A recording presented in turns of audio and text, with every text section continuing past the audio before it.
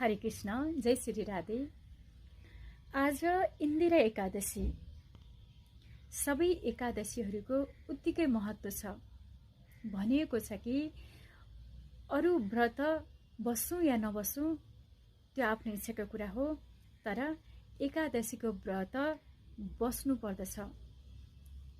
भगवान श्रीहरिलाई खुसी पार्ने हो भने, हामी भक्तिमा अगाडि बढ्न चाहने हो भने एकादशीको व्रत बस्नु नै पर्दछ।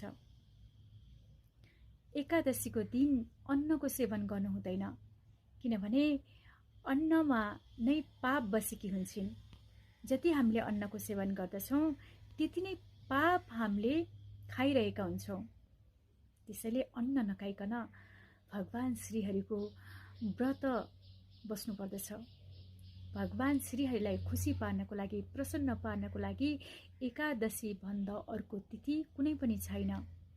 यस दिनमा भगवानलाई, श्रीहरिलाई कृष्ण भगवान भनौं, विष्णु भगवान, राम भगवान, श्रीहरि जेसुकै भनौं, उहाँलाई खुसी पार्नको लागि उहाँको सेवा, आरती, पूजा गरेर नाम लिनुपर्दछ। धेरै भन्दा धेरै नाम लिनुपर्दछ, कीर्तन गर्नुपर्दछ, नाम लिनुपर्दछ। जस्तै हरे कृष्ण कृष्ण कृष्ण हरे हरे, हरे राम राम राम हरे हरे मन्त्रको, महामन्त्रको कीर्तन गर्नुपर्दछ, जप गर्नुपर्दछ।